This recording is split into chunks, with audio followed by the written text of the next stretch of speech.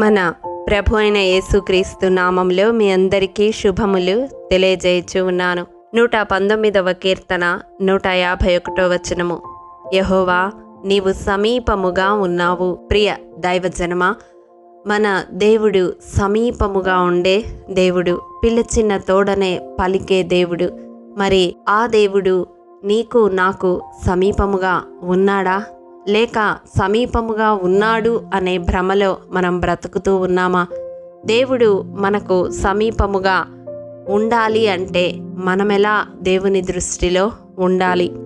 మొదటగా మనం చూసినట్లయితే మనలో ప్రార్థనా జీవితము ఉండాలి. ఆయనకు మొరపెట్టు వారికందరికీ, నిజముగా మొరపెట్టు వారికందరికీ సమీపముగా ఉండే దేవుడు అని 145వ కీర్తన 18వ వచనము మనకు తెలియజేస్తూ ఉంది.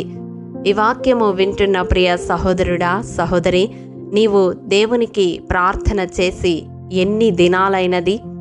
నీ ప్రార్థన జీవితము కుంటుపడి ఎన్ని సంవత్సరాలైనది?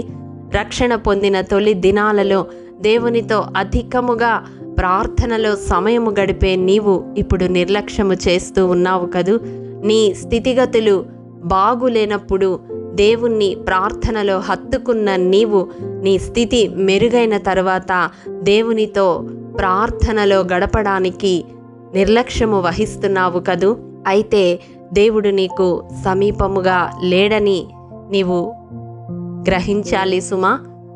ఎప్పుడైతే ప్రార్థనా జీవితము కుంటుపడిపోతుందో, ప్రార్థించడానికి నిర్లక్ష్యము వహిస్తామో, అప్పుడు మనము దేవునికి దూరస్థులమైపోతాము. దేవుడు కూడా మనకు సమీపముగా ఉండడు. ఈ దినము నుంచి పడిపోయిన నీ ప్రార్థన బలిపీఠమును తిరిగి కట్టగలవా? నీ దేవుడు నీకు సమీపముగా ఉండాలని ఇష్టపడుతూ ఈ మాటలు నీకు తెలియజేస్తూ ఉన్నాడు.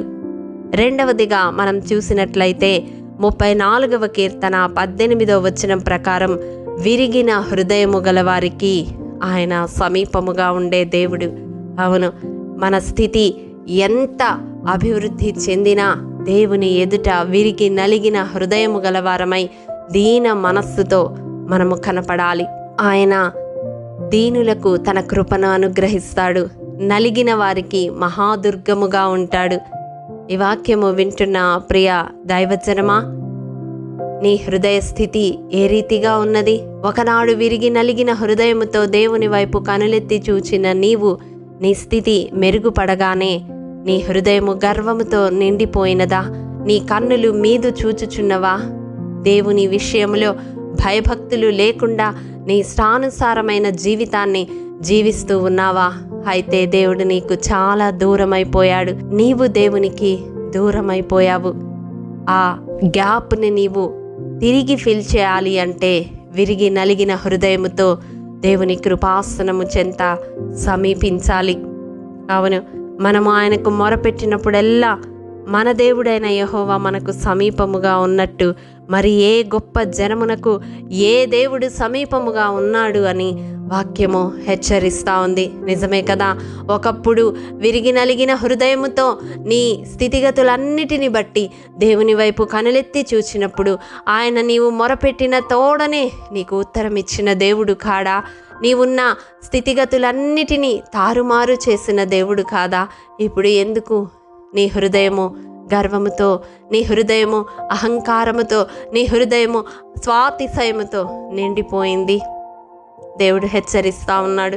తిరిగి ఆయన పాదముల చెంత చేరి విరిగి నలిగిన హృదయముతో క్షమాపణ వేడుకుంటే ఆయన నీకు సమీపముగా నీ చెంతనే ఉండి నిన్ను ఆదుకునే దేవుడుగా ఉంటాడు, నిన్ను రక్షించే దేవుడుగా ఉంటాడు, నిన్ను విమోచించే దేవుడుగా ఉంటాడు. మరి ఈ దినం ఒక తీర్మానం తీసుకుంటావా? ఆయన సమీపముగా ఉండే దేవుడు నీవు నమ్ముతూ ఉన్నావా? ఆయన సమీపముగా ఉన్నాడని నీవు గ్రహిస్తే ఏం చేస్తావో తెలుసా? ఆయనకి దూరముగా పారిపోక, ఆయన సన్నిధి నుండి దూరముగా జారిపోక 75వ కీర్తన 1వ వచనం ప్రకారం కృతజ్ఞతాస్తుతులు చెల్లించే బిడ్డగా ఉంటావు. అయ్యా, నీకు మొరపెట్టినప్పుడల్లా నాకు సమీపముగా ఉన్నావు, నా జీవితంలో విరిగి నలిగిన పరిస్థితుల్లో నీ వైపు కనులెత్తి చూచినప్పుడు నాకు సమీపముగా ఉన్నావు, నీకు కృతజ్ఞతాస్తుతులు చెల్లిస్తూ ఉన్నాను అని నిత్యము ఆయన సన్నిధిలో స్తోత్రయాగము అర్పించే బిడ్డగా నీవు ఉంటావు.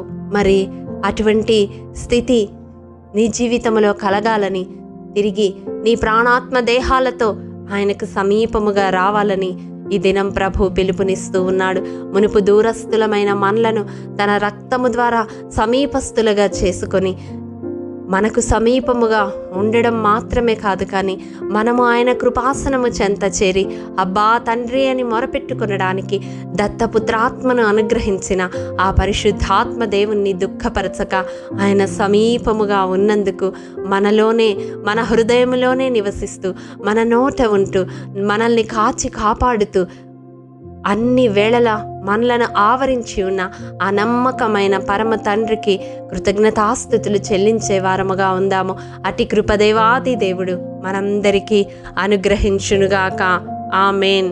ప్రేమ నమ్మకము కలిగిన మా ప్రియ పరలోకపు తండ్రి, మీ పరిశుద్ధ పాదములకు వందనములు. దేవా, విత్తబడిన వాక్యమును ప్రతి హృదయములో నూరంతలుగా ఫలింపచేయండి. ఎవరైతే ప్రభువా నీకు సమీపముగా జీవించకుండా నిన్ను దూరపరచుకొని ఈ ప్రార్థనలో ఏకీభవిస్తూ పశ్చాత్తాపము చెందుతున్నారో, విరిగి నలిగిన హృదయముతో నీకు మొరపెడుతూ ఉన్నారో, అతి వారికి సమీపమైన దేవుడవై తిరిగి వారి ఆత్మీయ జీవితాన్ని పునరుద్ధరించమని మా ప్రాణాత్మ దేహాలను మీ కృపాసనము చెంత సమర్పిస్తూ యేసు అతి పరిశుద్ధ నామం పేరట అడిగి పొందుకొని ఉన్నాము తండ్రి. ఆమేన్. ప్రియ దైవజనమా, అనుదినము షారోన్ మన్నా ద్వారా అడగబడుచున్న బైబిల్ క్విజ్ ప్రశ్నలకు సమాధానములు ప్రతి నెల మొదటి వారము కామెంట్ బాక్స్లో పోస్ట్ చేయబడతాయి.